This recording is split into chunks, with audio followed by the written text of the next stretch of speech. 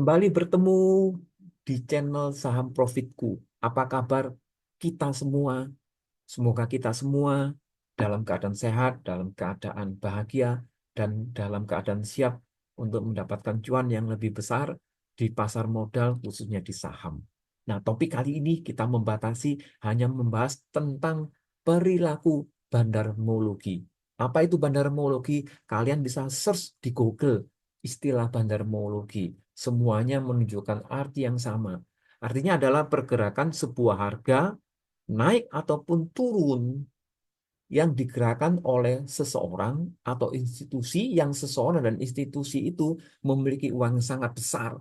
Bisa disebut sekuritas, bisa disebut big money, bisa disebut big fund, atau big market, atau market maker, apapun individu atau institusi yang mempunyai uang sangat banyak. Nah, perilaku bandar ini sangat menarik untuk kita perhatikan.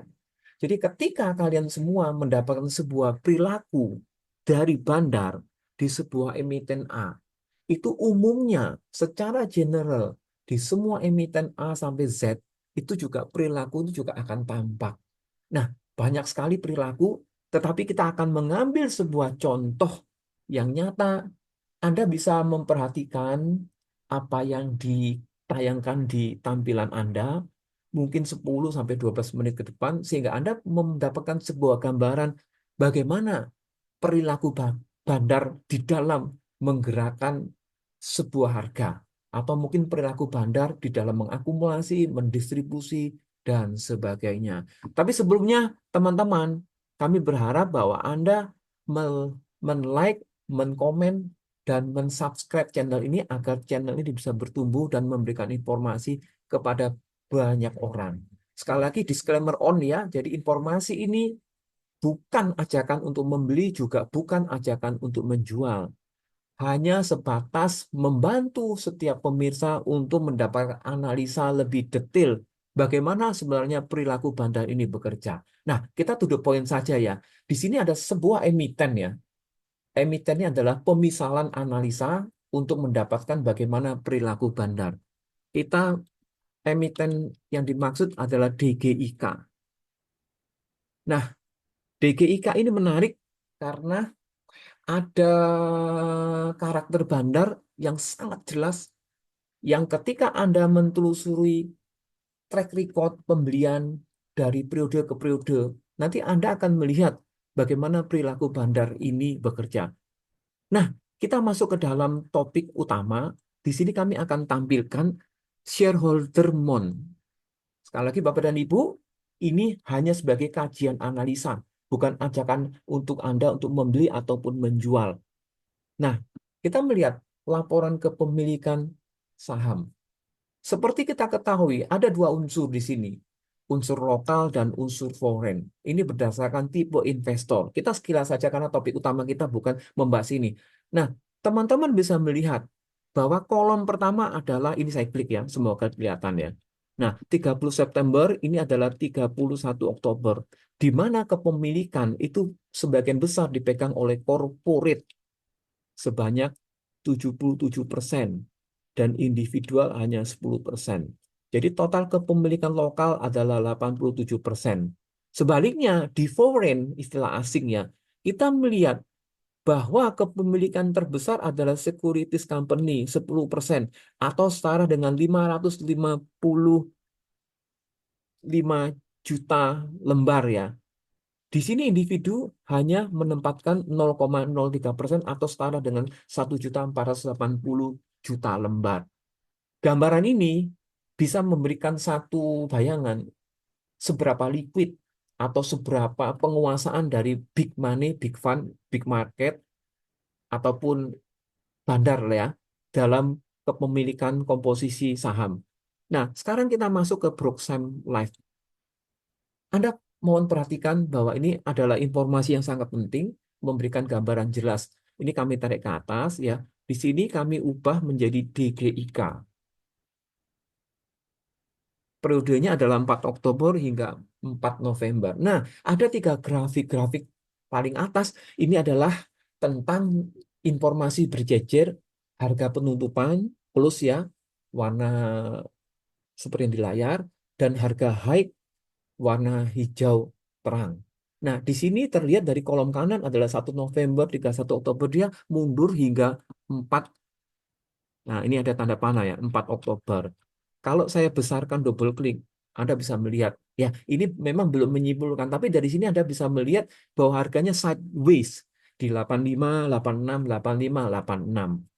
Nah, kita melihat berikutnya, di kolom tengah ini adalah HK dan Haki. Anda bisa mencari referensi tentang hajar kanan dan hajar kiri.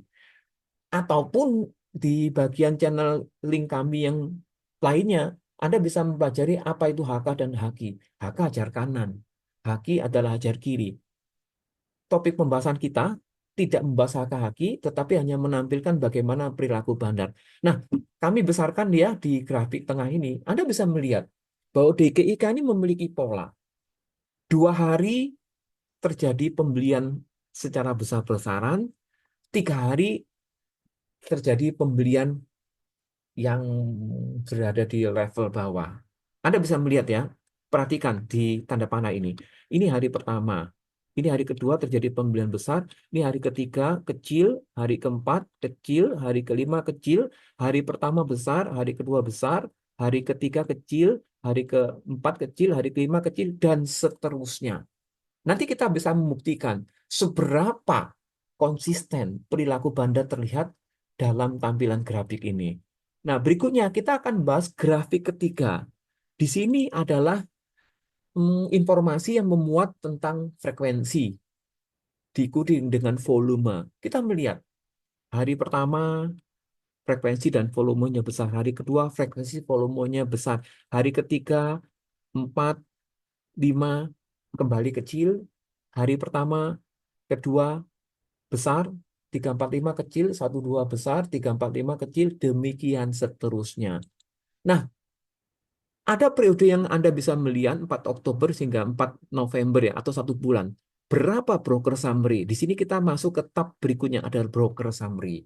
Kita melihat bahwa bid ya, bid itu pembelian yang match ya, dikuasai oleh CP, broker CP sebesar 2,607 juta lot dengan AVG 85, nilai valuasi 17 miliar. Di nomor 2 adalah broker EP dan seterusnya. Ini kalau dikebawahkan akan cukup banyak. Di samping sebelah kanan berwarna merah itu adalah penjualan yang matching. Anda bisa melihat bahwa broker CP itu melakukan penjualan matching sebesar 2,56 juta lot. Nah, sama seperti yang sudah Anda ketahui adalah jumlah lot yang dijual adalah jumlah lot yang dibeli, atau harga saham yang dijual adalah harga saham yang dibeli. Ketika Anda melakukan summary, baik itu bid ataupun offering ke bawah, maka totalnya akan selalu sama dalam hal lot, maupun dalam hal harga, maupun dalam hal valuasi. Nah, jadi kita kembali ke grafiknya ya. Nah, teman-teman, kita melihat bahwa dalam 1 bulan ada pola bandar, yaitu 2 hari melakukan pembelian besar, tiga hari berturut-turut melakukan pembelian kecil, dilakukan secara terus-menerus. Nah, coba kita melihat bagaimana apa yang terjadi di tanggal 3 Oktober. Oke, mungkin hari Minggu saya kurang. Nah, ini Anda bisa melihat ya. Ini 1, 2, 3. Hari 3 hari kecil. Nah, ini tanggal 2. Ini saya cepatkan saja. Nah, Anda bisa melihat bahwa 2 hari besar, 3 hari kecil, 2 hari besar, 3 hari kecil, dan ini ketika saya rumuskan ya, ini terjadi di tanggal 22 Agustus. Jadi bisa Anda bayangkan 22 Agustus hingga tanggal 1 November, berapa besar dana yang diakumulasikan oleh Big Money. Anda melihat dari tanggal 25 September saja hingga 1 November ya, karena 23 adalah hari Sabtu dan Minggu, itu sudah terakumulasi sebesar 88 miliar rupiah. Ini bukan angka yang kecil. Ada statement Bandar tidak mau rugi. Jangankan rugi, imbang saja tidak mau. Rumusnya Bandar harus profit. Kenapa harus profit? Karena Bandar adalah manajer fund istilahnya ya. mereka melakukan suatu transaksi bukan untuk kepentingan non komersial, tetapi mereka mengacu ke sifat komersial di mana harus mendapatkan keuntungan. Nah, teman-teman lihat, kita langsung menggarisbawahi lompat ke 22 Agustus ya, sampai 4 November. Ini mungkin 3 bulan. Nah, Anda bisa melihat bagaimana DKIK ini mempunyai pola, ya, mungkin agak kecil akan saya besarkan. Nah, 2 hari terjadi pembelian secara besar-besaran, 3 hari terjadi pembelian secara kecil-kecilan. 2 hari besar, 3 hari kecil, 2 hari besar, 2 hari kecil. Inilah yang saya maksud dalam topik yang tadi kita bahas adalah bagaimana perilaku bandar. Dan ini tentu setiap emiten mempunyai perilaku-perilaku yang tidak sama persis. Tetapi teman-teman sekalian, Anda bisa melihat bahwa selama periode 22 Agustus hingga 4 November, Anda bisa melihat berapa valuasi yang terkumpul, yaitu 107 miliar rupiah. Ini bukan angka yang kecil. Berapa jumlah lot? Ya, itu sebesar 12 juta,61 lot. Kalau dikalikan 100 per lembarnya, itu ketemu 1,2 miliar lembar. Kembali tadi di halaman pertama, kami tampilkan bagaimana shareholder kepemilikan. Komposisinya dipegang sebagian besar itu oleh corporate di sisi lokal sebesar 77%. Nanti kita akan bahas di berikut channel-channel berikutnya ya. Nah, teman-teman, Anda bisa melihat ketika Anda mendapatkan informasi seperti ini dan Anda masuk di angka 85 atau syukur-syukur Anda mendapat masuk di angka 84. Sebetulnya Anda tinggal mengadu kesabaran Anda melawan big money atau big market. Seberapa sabar Anda melawan institusi ataupun individu yang mempunyai dana besar.